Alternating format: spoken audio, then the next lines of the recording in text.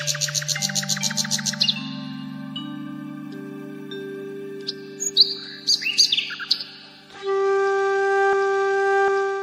തലമുറകളായി നിങ്ങൾക്കൊപ്പം PRS hospital.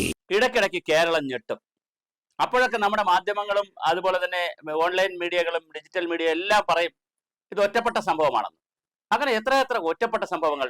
2018 ഫെബ്രുവരി 22 ആഹാരമില്ലാതെ വിശന്ന് വലഞ്ഞ് ഒരു നേരത്തെ ആഹാരത്തിന് വേണ്ടി വളരെ കുറച്ച് ഭക്ഷണം, തൻ്റെ വിശപ്പടക്കുന്നതിന് വേണ്ടി കുറച്ച് ഭക്ഷണം എടുത്ത് കഴിച്ചപ്പോൾ അതിനെയും മോഷണത്തിന്റെ വലിയ ലേബൽ ഒട്ടിച്ച് മധു എന്ന് പറയുന്ന ഒരാളിനെ ആൾക്കൂട്ട വിചാരണ നടത്തി നമ്മൾ കൊന്നു.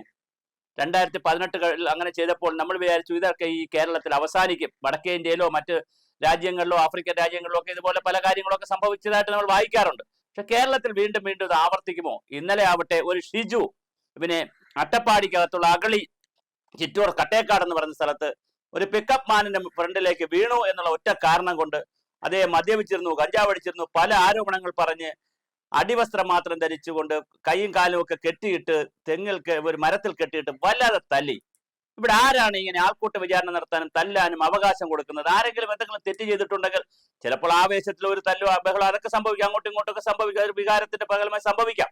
അതൊക്കെ അതിൻ്റെതായ ലെവലല്ലേ നമുക്ക് പരിഗണിച്ചാൽ മതി. പക്ഷെ അതിനപ്പുറം കെട്ടിയിട്ട് വളരെ കൃത്യമായി തല്ലാനും ഉടുതുണി വസ്ത്രം പോലും ഇല്ലാതെ അല്ലെങ്കിൽ പിന്നെ അടിവസ്ത്രം മാത്രം ഇട്ടുകൊണ്ട് തല്ലാനും അതിനുശേഷം സ്റ്റേഷനിൽ പോകാനും ഒളിവിൽ പോകാനും ഒക്കെ എന്ത് രാജ്യമാണിത്? എന്ത് സംസ്ഥാനമാണ്? നമ്മൾ ആദിവാസികളെ കുറിച്ച് വല്ലാതെ ആവേശപ്പെടും. വേടനൊക്കെ നമുക്ക് വലിയ സ്വീകരണമാണ് കൊടുത്തത്. വേടൻ പാടുന്നു, വേടന് വലിയ സംവിധാനമാണ് നമ്മൾ കൊടുക്കുന്നത്, വേടനാണ് ഇനിയിപ്പോ രക്ഷകൻ, വേടൻ പിന്നെ അയ്യങ്കാളിയുടെ ചെറുമകനാണ്, കൊച്ചുമോനാണെന്നൊക്കെ പറഞ്ഞ് നമ്മൾ മാപ്രകളും നമ്മളെല്ലാം കൂടെ ഓൺലൈനും ഡിജിറ്റൽ മീഡിയയും യൂട്യൂബ് ചാനൽ എല്ലാവരും കൂടി വലിയ ആവേശമാണ് കാണിക്കുന്നത്.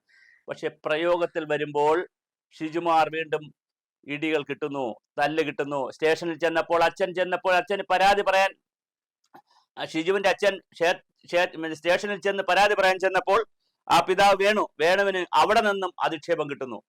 അദ്ദേഹത്തിന് മനുഷ്യാവകാശ കമ്മീഷനിലേക്ക് പോകുന്നു, പിന്നെ കോടതിയിലേക്ക് പോകുന്നു, DGPക്ക് പരാതി കൊടുക്കുന്നു. എന്തു നാടാണിത്? ദളിതന്മാരെയും ആദിവാസികളെയും കുട്ടികളെയും മത്സ്യത്തൊഴിലാളികളെയും അടക്കമുള്ള അശരണരായ നിരാലംബരായ നിരാശരായ ആളുകളെ സംരക്ഷിക്കാൻ കഴിയാത്തൊരു സമൂഹം എന്തു നേടിയെന്ന് പറഞ്ഞിട്ടും എത്ര ഉന്നതങ്ങളിൽ പോയി എന്ന് പറഞ്ഞാലും എന്ത് നവകേരളം എന്ന് പറഞ്ഞാലും നമ്മൾ തലകുണിക്കേണ്ടി വരും ലോകത്തിന്റെ മുന്നിൽ. ഇതെല്ലാം ലോകം റിപ്പോർട്ട് ചെയ്യുന്നുമുണ്ട്. സർക്കാരിന്റെ 4ാം വാർഷികം നടക്കുമ്പോഴാണ് ഇങ്ങ് തെക്കേ അറ്റത്ത് ഒരു ബിന്ദു പോലീസ് സ്റ്റേഷനിൽ നിന്ന് അപമാനം വാങ്ങി, മുഖ്യമന്ത്രി ഓഫീസിൽ പോയി അപമാനം വാങ്ങി, അങ്ങ് വടക്കേ അറ്റത്ത് പാലക്കാട് ചിറ്റൂരിൽ ഒരു പിന്നെ ഷിജുവിനെ പരസ്യമായി ആൾക്കൂട്ടം തല്ലുന്നു. എന്ത് സംവിധാനമാണ് ഇവിടെയുള്ളത്? ശരിക്കും പറഞ്ഞാൽ നമ്മൾ ആലോചിച്ചാൽ ഒരുതരം ഭ്രാന്തൻ സമൂഹമായി മാറുകയാണ്. കാടൻ സമൂഹമാണ്.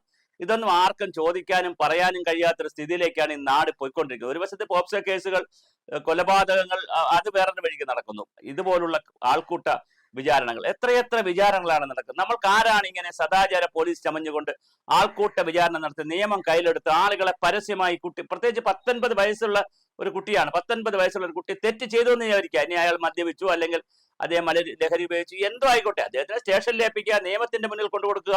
ഈ രാജ്യത്തെ നിയമം കയ്യിലെടുക്കാൻ ആർക്കാണ് അവകാശം?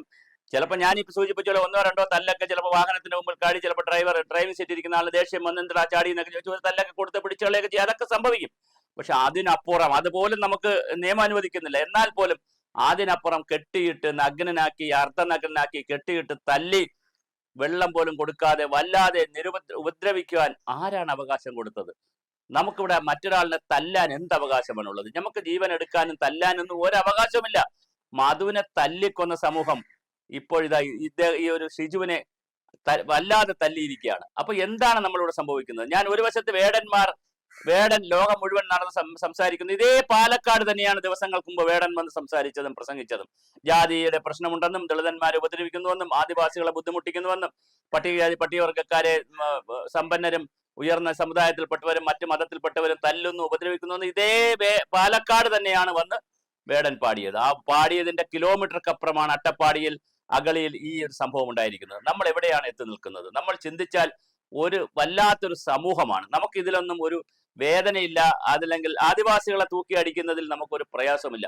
ഇനി ആദിവാസികളാകട്ടെ നമ്മളിപ്പോ ആരെങ്കിലും മദ്യപിക്കുകയോ കഞ്ചാവ് അടിക്കുകയോ അല്ലെങ്കിൽ ലഹരി മരുന്ന് ഉപയോഗിക്കുകയോ അല്ലെങ്കിൽ ഭക്ഷണത്തിനായാൽ പോലും മോഷ്ടിക്കുകയൊക്കെ ചെയ്യുന്നതിന് നമ്മൾ ന്യായീകരിക്കുന്നില്ല. കാരണം തെറ്റ് ചെയ്തിട്ടുണ്ടെങ്കിൽ തീർച്ചയായും ശിക്ഷ അനുഭവിക്കണം. ആദിവാസി എന്ന് ഒരു ലേബൽ ഉള്ളത് കൊണ്ട്, അല്ലെങ്കിൽ ആദിവാസി സമുദായത്തിൽ ജനിച്ചത് കൊണ്ട്, ദളിതനായതുകൊണ്ട് തെറ്റ് ചെയ്യാമെന്നൊന്നുമില്ല. തെറ്റ് ചെയ്താൽ ആരായാലും അതിന്റെ നിലയിൽ ശിക്ഷ അനുഭവിക്കണം. പക്ഷെ അവരിങ്ങനെ എത്തുന്നതിന്റെ സാമൂഹ്യ സാഹചര്യം എന്താണ്?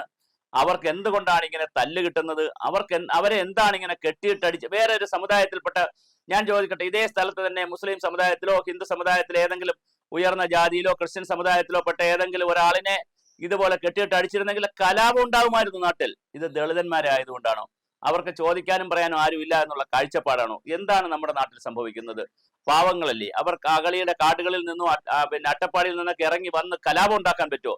ഒരിക്കലും പറ്റുന്നതല്ലല്ലോ. അപ്പൊ ഈ നാട്ടിലെ നിയമം വച്ചിരിക്കുന്നത്, ആദിവാസി നിയമം ഉണ്ടാക്കി വെച്ചിട്ടുണ്ട്, വനവാസി നിയമമുണ്ട്, ദളിതന്മാർക്ക് നിയമമുണ്ട്, പട്ടികജാതി പട്ടികവർഗക്കാരുടെ പേര് വിളിച്ച് ആക്ഷേപിച്ചാൽ പോലും കേസെടുക്കാൻ പറ്റുന്ന നിയമങ്ങളുള്ള വളരെ വലിയ നിയമമുണ്ട്. ഭരണഘടന ഉണ്ടാക്കി, അംബേദ്കറാണ് ഭരണഘടന ഉണ്ടായിരിക്കുന്നത്. അതുകൊണ്ട് ഞങ്ങളെല്ലാം സുരക്ഷിതരും സംരക്ഷിതരുമാണെന്ന് ദളിതർ പറയുന്നു.